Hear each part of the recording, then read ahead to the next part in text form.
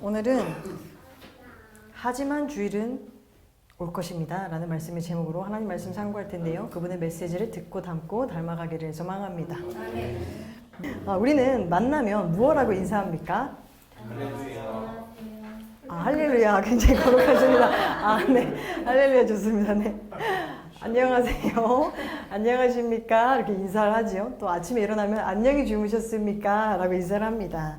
여러분, 안녕이라는 것은요, 사전적 의미로는 아무 탈 없이 편안하다라는 뜻입니다. 그러니까 안녕하십니까? 라는 아무 탈 없이 편안하셨습니까? 밤사이 무탈하셨습니까? 라는 안부를 묻는 것이지요. 우리는 이 인사에서 기본적으로 안녕이 가장 중요하다는 것과 안녕이 그렇게 당연하게 찾아오지만은 않는다라는 것을 생각해 볼 수 있습니다. 오늘날 시대는 불안과 염려의 시대로 우리 마음이 안녕하기는 어려운 시대입니다. 우리가 흔히 말하는 이불 밖은 위험해라는 말이 있지요. 그 말은 무슨 말입니까? 우리 사회가 많은 위험의 요소에 노출될 수 있다라는 말이겠지요. 우리는 우리 사회의 흐름에도 불안을 느끼지만 우리 직장과 학교 그리고 어쩌면 가정에서조차 그 상황과 관계로 염려와 불안을 살아가고 있을지 모릅니다. 그런데 이 불안과 염려는 어떻게 됩니까?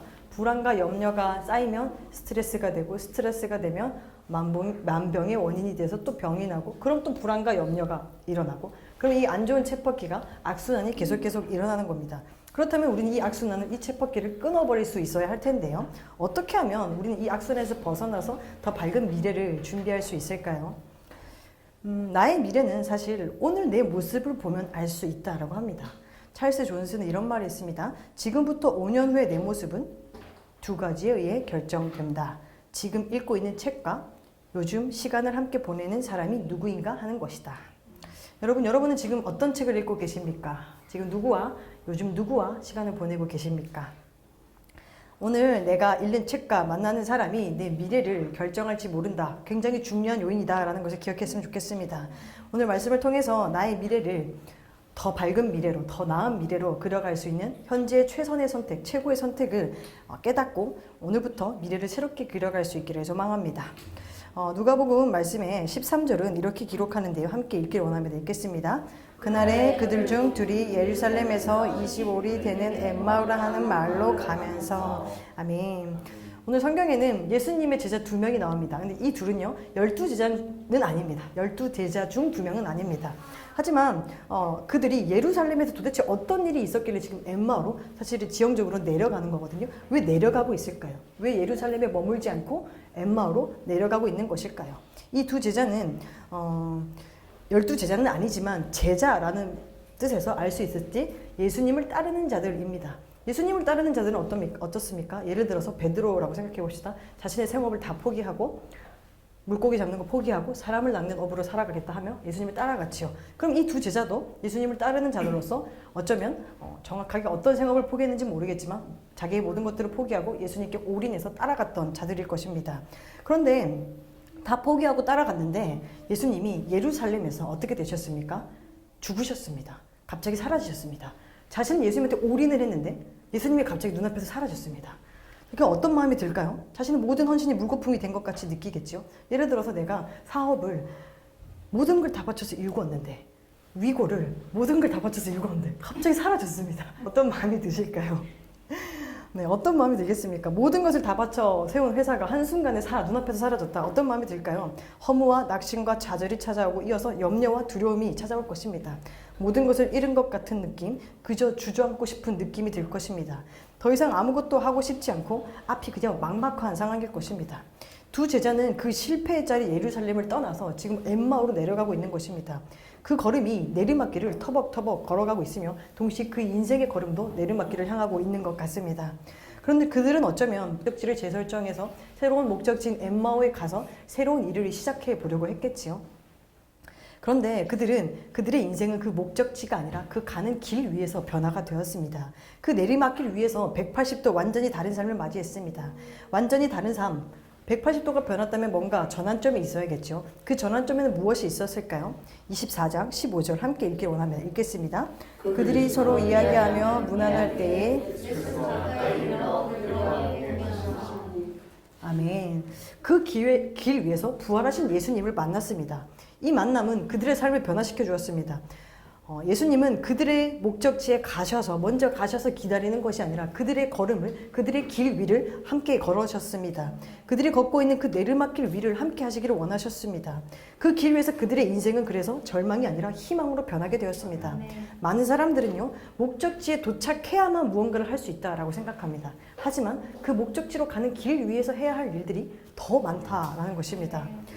저는 고등학교 때 그 선교사에 대한 비전을 품었습니다. 고등학교 때 예수님을 만나고 선교사에 대한 비전을 품었습니다. 선교사가 되기 위해서 대학생이 된 저에게 가장 중요한 첫 번째 스텝은 뭐였냐면 신학대학원을 가는 거였습니다.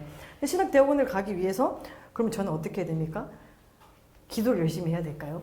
현실적으로 기도를 열심히 한다고 합격을 시켜주지는 않습니다. 현실적으로 공부를 열심히 해야 됩니다.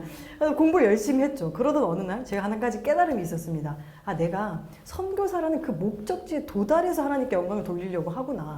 지금 이 과정은 내 혼자 애를 써서 나 혼자 애를 써서 일궈내려고 하는구나 라는 것을 깨달았습니다. 최대한 빨리 선교사 파송을 받아서 하나님께 영광을 돌려야지. 이런 아주 얕은 생각을 하고 있었다라는 것을 깨달았습니다. 그런데 하나님 원하시는 모습은 그런 것이 아니지요. 목적지에 도달해서 하나님께 짠 하듯이 영광을 돌리는 모습을 하나님이 기다리시는 것이 아닙니다. 많은 사람들이 목적지에 도달한 후에 하나님과 시간을 보내려고 합니다. 예를 들어서 바쁜 일이 끝나면 성경 읽어야지. 사업이 좀 안정되면 주일 성수해야지. 어려운 형편이 좀 풀리면 11조 해야지. 시험이 끝나면 큐티 해야지. 아이가 좀 크고 나면 헌신해야지. 꿈을 이루고 나면 하나님께 영광 돌려야지. 모든 것을 목적지에 도달해서 그 길 끝에서 하나님께 나아가려고 합니다. 그런데 바쁜 일이 끝나면 사업이 안정되면 아이가 좀 크면 형편이 풀리면 그런 전제 조건들은요, 우리의 삶을 더 나은 미래로 이끌 수가 없습니다. 목표 지향적으로 살 때 그 길 위에서 그 과정에서 해야 할 일들이 분명히 있습니다. 신앙은 결과로 증명하는 하나의 이벤트가 아닙니다. 나의 시상식에 하나님을 초대하는 것이 아닙니다. 내가 금메달 리스트가 되어서 내 목에 있는 금메달을 하나님께 걸어드리는 것이 아닙니다. 신앙은 뭡니까? 생활입니다. 신앙 생활입니다. 내 길 위에서 나의 일상생활에서 하나님께 나아가야 합니다. 우리 주님은 우리 생활에 참 관심이 많으십니다. 내 삶 구석구석 가장 사소한 자리까지 찾아가셔서 함께하기를 원하십니다. 부활하신 주님이 언제 부활하셨는지 아십니까? 말씀 읽길 원하면 읽겠습니다.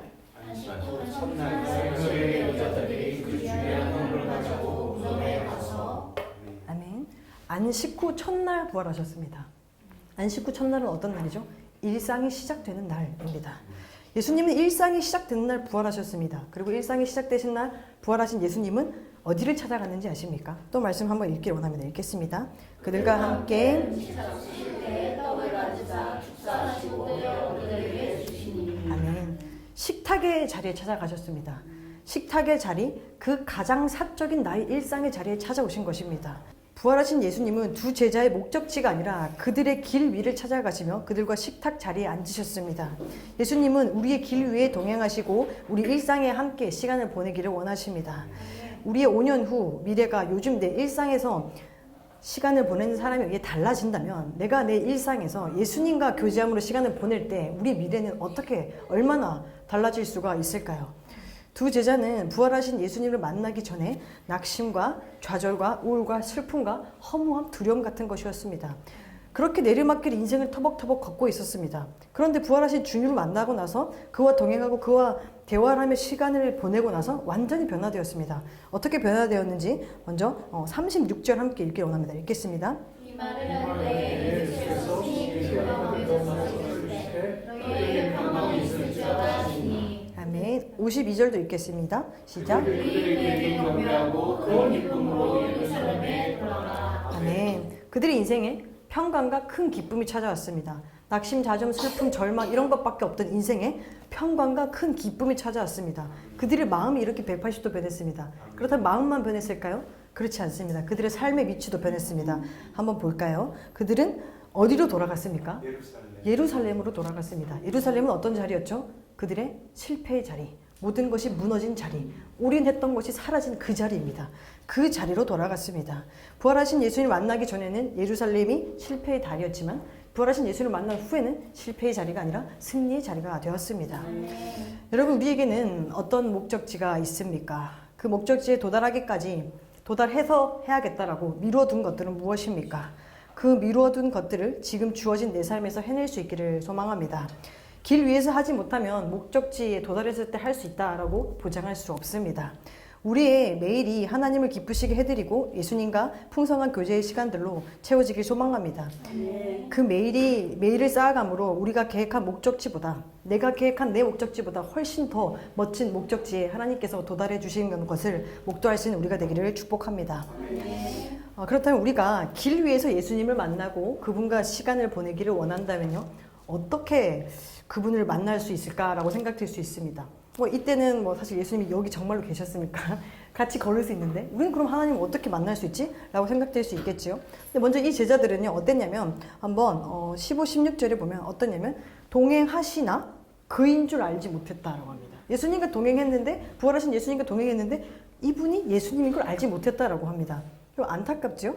두 번째는 어떤 내용이 있었냐면요, 지금 이 내용은 무슨 내용이냐면 부활의 소식을 전에 들었습니다. 여인들을 통해서 예수님이 부활하셔서 전에 들었습니다. 들었지만 그들은 믿지 못하고 있었습니다. 그 모습입니다. 그렇다면 동행해도 몰라고 들어도 몰랐어요. 그렇다면 보지도 못했고 듣지도 못했다는 건데, 그러면 언제 예수님을 확실하게 알 수 있을까요?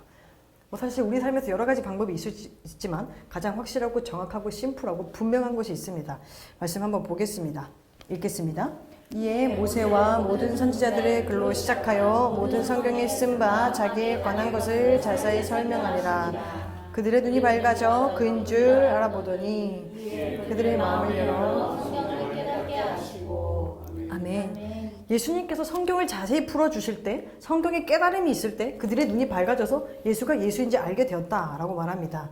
부활하신 예수님을 만나는 가장 확실하고 정확한 방법은 말씀, 성경입니다. 그 길 위에서 성경을 가까이 함으로 부활의 주님을 만나고 그분과 동행해야 합니다. 누가복음에는요, 이런 말씀이 있는데요, 성경을 풀어주실 때 우리 속에서 마음이 뜨겁지 아니하더냐 하고 라는 말씀이 있습니다.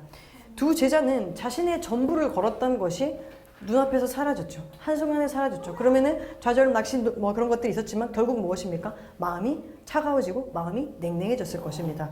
그런데 부활하신 예수님을 만났을 때 그들이 냉랭해진 마음이 다시금 뜨거워졌다라는 것입니다. 차갑게 식었던 마음이 다시 뜨거워졌습니다. 신앙에는 여러 가지 체험이 있는데요, 많이 있겠죠. 많이 체험하시면 좋겠죠. 근데 분명히 해야만 하는 체험은 뭐냐면 말씀으로 뜨거워지는 체험을 분명히 해야 됩니다. 한 선교사님의 이야기를 나누고 싶은데, 한 선교사님은 한국에서 가족들과 함께 이제 필리핀 선교를 가셨습니다. 두 딸이 있었고요. 초등학생 저학년 딸, 고학년 딸, 그리고 이제 아내, 이렇게 같이 선교를 갔습니다. 필리핀에 가서 자신이 머물려고 했던 집에 가보니 거미줄이 막 엄청 쳐져 있고, 여기서 어떻게 살지 이런 생각이 막 듭니다. 근데 한국의 도마뱀은 이 정도일 수 있지만 필리핀 도마뱀은 진짜 이만하거든요. 혹시 필리핀 가보셨나요? 동남아 가보셨나요? 벌레가 많잖아요. 근데 이만해요, 진짜. 막 집에 막 거미줄에 막 도마뱀이 기어다니고 막 이러니까 너무 살기가 힘든 거예요. 그리고 더위는 어떻습니까? 정말 찌는 듯한 더위가 있죠. 그리고 또 언어도 잘 안 통하더래요. 너무 힘든 거예요, 선교사님이. 근데 이제 음식은 입에 안 맞지, 날씨는 덥지, 막 건강은 악화되지, 이러니까 너무 힘드셨던 거예요. 너무 힘드셔가지고 한 가지 결단을 했다고 합니다. 성경책을 들고 다락방 위에 들어갔습니다. 근데 사실 다락방은 한국에서도 덥습니다. 근데 그 필리핀에서 다락방에 갔다 얼마나 더웠을까요? 근데 그곳에 가서 성경을 딱 펴고 읽기 시작했다고 합니다. 근데 어느 순간 이 성경이 좀 신비한 체험이긴 한데요, 성경 글씨가 갑자기 3D처럼 이렇게 막 눈에 들어오더래요. 신기하죠? 막 3D처럼 막 이렇게 막 들어오더래요. 그렇게 해서 성경을 읽고 다락방에서 내려갔습니다. 그래서 한 30분 지났나 했더니 6시간이 지났더라고 합니다. 굉장히 그런 그들은 날씨는 더웠지만 마음은 점점 냉랭해지고 있었는데 그 성경을 통해서 다시 마음이 뜨거운 경험을 하고 다시 필리핀 선교 사역에 힘을 낼 수 있었다라고 하셨습니다. 이 선교사님의 경험같이 막 3D처럼 보이는 경험 우리 다 할 수 없을지도 모르지만 우리 모두가 해야만 하는 것은 성경을 통해 우리 마음이 뜨거워지는 경험입니다. 성경은 죽은 이론이 아니라 살아있는 하나님 말씀이기에 우리의 냉랭한 심령을 새롭게 할 수 있습니다. 성경은요, 디모데 후서는 이렇게 기록합니다. 읽겠습니다. 모든 성경은 하나님의 감동으로 되었으므로. 네, 영어는요. All scripture is God's. 네, 감사합니다. 하나님의 숨결이 있다는 것을 우리가 유추해 볼 수 있는데요. 성경에는 하나님의 숨결이 숨어져 있습니다. 숨결이 물어졌다라고 하는 것은요, 어떤 성경 구절이 떠오릅니까? 창세기 말씀이 떠오르시죠? 2장 7절 함께 읽기 원합니다. 읽겠습니다. 여호와 하나님이 땅 흙으로 사람을 지으시고 생기를 그 코에 불어넣으시니 사람이 생명이 되니라. 아멘. 흙으로 사람을 지으시고 하나님이 생기를 불어넣어서 사람이 생명이 되었습니다. 죽은 흙과 사람이 되는 사이에는 뭐가 있습니까? 생기가 있습니다. 이 생기가 지금 영어로 아까 그 숨결입니다. 똑같은 영어를 쓰고 있습니다. 감동과 지금 똑같은 영어를 쓰고 있습니다. 죽은 흙과 살아있는 사람 사이에는 하나님의 숨결이 필요했다. 그 생기가 필요했다라는 것을 알 수 있습니다. 에스겔서는 어떤 말이 있냐면 우리 잘 아는 말씀이 있을 텐데요. 에스겔서에 마른 뼈들이 있잖아요. 죽어서 말라버린 뼈. 그 뼈에게 여호와의 말씀을 들을지어다 라고 하면서 대언하라고 하십니다. 생기가 그들에게 들어가매 그들이 곧 살아나서 일어나서 서는데 극히 큰 군대더라 라고 기록합니다. 아멘. 마른 뼈가 사람이 되고 사람이 극히 큰 군대가 될 때 필요했던 것은 어떤 능력도 아니고 어떤 무기도 아니고 하나님의 생기, 하나님의 숨결 그것이었습니다. 흙이 생명이 되고 마른 뼈가 군대가 되는데 필요한 건 단 하나, 생기입니다. 이것을 영어 성경으로는 아까 그 하나님께 감동으로 된 성경은 하나님의 감동으로 됐다라는 것과 똑같은 표현을 쓰고 있습니다. 즉 하나님의 말씀은 생기가 있다라는 것입니다. 그렇게 말씀은 살아 있습니다. 성경 말씀은 죽은 활자가 아니라 살아 움직이는 것입니다. 히브리서 저자는 정확하게 말하죠. 하나님의 말씀은 살아있고 정확하게 기록하고 있습니다. 하나님의 말씀은 살아 움직이기에 능력이 있습니다. 말씀은 흙을 생명으로 만들고 마른 뼈를 군대로 세우는 힘이 있습니다. 아멘. 그런데 너무나도 안타깝게도 오늘날은 성경을 잘 읽지 않는 시대라고 합니다. 많은 크리스천들이 찬양도 하고 봉사도 하고 전도도 하고 기독교 서적도 읽고 설교도 유튜브로 찾아 듣습니다. 하지만 성경은 읽지 않는다라고 합니다. 여러분 무엇보다 다 좋지만 무엇보다 성경을 읽으셔야 합니다. 아멘. 이것이 하나님의 말씀의 원본이고 이것이 본질입니다. 아멘. 우리 인생이 달라지려면 내 미래가 더 나은 미래의 모습이길 소망한다면 무엇보다 생기가 들어있는 하나님의 말씀을 가까이 해야만 합니다. 아멘. 지난주부터 메시지 처치는 감사하게도 하나님의 은혜로 이제 제자 양육을 시작하게 되었습니다. 근데 제자 양육에서는 매주 이제 과제가 있습니다. 그 과제에 빠지지 않는 것은 하루 한 장 성경 읽기입니다. 성경을 읽지 않고는 예수님의 제자가 될 수 없는 것입니다. 저는 이제 그 같이 한 성도님께 이런 제안을 드렸어요. 혼자 읽으시는 것도 너무 귀하고 좋다. 아이가 자고 난 뒤에 집중해서 읽는 것도 너무 좋지만 그 아이가 엄마의 목소리로 하나님의 말씀을 들을 수 있었으면 좋겠다. 그 아이의 눈에 엄마가 성경 읽는 모습이 들어갔으면 좋겠다. 한번 같이 읽어봤으면 좋겠다 라고 했습니다. 그래서 우리도 나와 내 미래의 자녀가 5년 후 10년 후가 달라지기를 원한다면 그 결정 짓는 요인에는 반드시 하나님의 말씀이 있습니다. 그렇기에 우리는 일반 서적도 내 미래를 내 5년 후 미래를 좌우할 수 있다는데 생기가 들어있는 하나님의 말씀은 당연히 좌우할 수 있겠지요. 그래서 여러분 예수님의 제자들이 길 위에서 성경을 듣고 마음이 뜨거워졌던 것처럼 우리도 우리에게 주어진 길 위에서 성경을 가까이 함으로 나의 차가운 마음이 뜨거워지고 나의 메마른 심령이 생명이 되고 나의 마른 뼈가 극히 큰 군대가 되기를 주님의 이름으로 축복합니다. 우리는 목적지가 아닌 길 위에서 예수님을 만나야 하고 예수님을 만날 수 있는 가장 확실한 방법은 성경이라는 것에 대해 상고해 보았습니다. 근데 여기서 더 중요한 한 가지는 그들이 만난 예수님은 누굽니까? 부활의 예수님입니다. 오늘은 부활주일이죠. 만약 예수님이 십자가에 달려 돌아가신 것으로 기독교가 마무리되었다면 안타깝게도 기독교는 승리의 종교일 수는 없습니다. 예수님의 마지막 일주일에서 그 금요일은 십자가에 달려 돌아가신 날로 우리가 성금요일로 지킵니다. 그리고 주일이 되는 오늘은 부활절로 지킵니다. 금요일에 십자가가 승리인 이유는 주일에 부활이 있기 때문입니다. 아멘. 기독교는 금요일에서 끝나지 않고 반드시 주일이 옵니다. 아멘. 한 작품을 소개하려고 하는데요. It's Friday but Sunday is coming 이라는 그 작품이 있습니다. 이 작품은 오늘은 금요일이지만 주일은 오고 있다. 오늘은 금요일이지만 하지만 주일은 곧 올 것이다. 이런 뜻을 가지고 있는데요. 그 작품의 내용을 한국어로 일부만 제가 소개하겠습니다. 오늘은 금요일 예수님께서 십자가에 못 박혀 돌아가신 날. 그러나 주일은 올 것이다. 오늘은 금요일 아기 예수의 죽음을 맞은 마리아가 하염없이 울고 있네. 그러나 주일은 올 것이다. 오늘은 금요일 빌라도는 자신이 모든 권한을 갖고 있다는 듯이 승리감에 도취되어 보라는 듯이 손을 씻고 있다. 그러나 주일은 올 것이다. 오늘은 금요일 사탄이 이 세상은 내 손아귀에 있지라고 말하며 한껏 활개를 치고 있다. 그러나 주일은 올 것이다. 오늘은 주일, 눈부신 번개처럼 천사가 돌문을 떨쳐버리며 외쳤다. 그는 여기 안 계시네. 부활하셨다. 오늘은 주일, 우리 모두가 고대한 주일, 바로 그날이라네. 이런 작품이 있습니다. 여러분, 우리가 믿고 따르는 예수님은 금요일에 머물러 계시지 않고 주일의 승리를 이루셨습니다. 그렇게 우리도 부활의 주님을 따라간다면 금요일에 머물지 않고 부활의 승리를 맞이하게 될 것입니다. 금요일같이 너무나 힘든 고통이 있을지라도, 금요일같이 하염없이 눈물이 흐를지라도, 금요일같이 모든 것이 무너지고 희망이 보이지 않을지라도, 금요일같이 세상 모든 사람들이 나를 비웃고 조롱해서 내가 내리막길로 도망가야만 하는 상황일지라도 우리의 인생은 절대 금요일로 끝나지 않습니다. 우리가 부활의 주님의 걸음만 따라간다면 절대 금요일에 갇히지 않습니다. 우리의 금요일 밤은 지나가고 아침 여명이 밝아오며 주일의 새벽을 맞이하는 우리가 되기를 소망합니다. 말씀을 맺겠습니다. 종교개혁자 마틴 루터의 일화를 소개하려고 하는데요. 루터는 종교개혁을 시작한 이래로 환란과 박해 속에서 굉장히 지쳐 있었습니다. 그런 어느 날 극도로 낙심한 가운데 용기를 상실하고 식음을 전폐했습니다. 그런데 그날 갑자기 너무 식음을 전폐해서 이렇게 누워있는데 갑자기 아내가 검정색 상복을 입고 루터 앞에 딱 나타났습니다. 그리고는 루터는 너무 깜짝 놀랐죠. 왜 상복을 입었지? 누가 죽었어? 라고 물었습니다. 그러자 그 아내는 매우 슬픈 목소리로 하나님이 죽었다라고 했습니다. 그 말을 들은 루터는 벌컥 화를 내면서 감히 어떻게 그런 말을 하냐고 화를 냈습니다.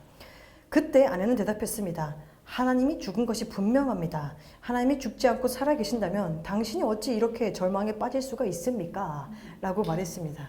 그때 루터는 아내의 말을 듣고 정신이 번쩍 들어서 종교개혁에 다시 힘을 낼 수 있었다라고 합니다. 여러분 어떻습니까? 여러분의 하나님은 살아계십니까? 여러분의 하나님은 부활하셨습니까? 우리 성도님들은 모두 과거의 부활을 믿을 것입니다. 그리고 미래의 부활도 믿고 있으리라고 생각합니다. 그렇다면 여러분 현재의 부활을 살아내고 계십니까? 부활의 주님이 내 주님이라면 부활을 현재형으로 살아낼 수 있어야 합니다. 여러분 혹시 지금 금요일 같은 고통과 낙심, 허무와 절망 속에 계십니까? 그 금요일에 갇히지 않기를 소원합니다. 우리 인생의 금요일, 그 내리막길 위해서 말씀으로 뜨거워지고 부활의 예수님과 동행하시기를 바랍니다. 그렇게 함으로 반드시 주일을 맞이하는 우리의 인생이 되기를 소망합니다. 서두에서 나눈 것처럼 우리는 불안의 시대를 살아가고 있습니다. 불안의 시대 속에서 나에게 불안을 주는 그 상황이 변화가 된다고 해서 내 마음속에 불안이 사라질까요? 그렇지 않습니다. 한 상황이 지나가면 또 다른 상황이 주어지고 내 마음속에 불안은 또 찾아올 수 있습니다. 그 쳇바퀴를 끊어버리려면 상황이 중요한 것이 아니라 마음이 중요한 것입니다. 그렇게 불안의 시대에 부활만이 소망이 될 수 있습니다. 우리 마음에 부활의 주님이 찾아오고 우리 삶의 순간들의 부활의 주님과 동행해야만 불안의 시대를 승리로 살아낼 수가 있습니다. 여러분, 부활의 주님으로 인해 여러분의 슬픔의 시간 그 금요일이 부활의 주일을 맞이하길 소망합니다. 부활의 주님으로 인해 여러분의 실패의 자리, 그 예루살렘이 승리의 자리가 되기를 축복합니다. 사랑하는 메시지 서치 모든 성도님들의 인생이 부활의 주님으로 인해서 금요일에 갇히지 않고 주일이 온 인생이 되기를 주님의 이름으로 축원합니다.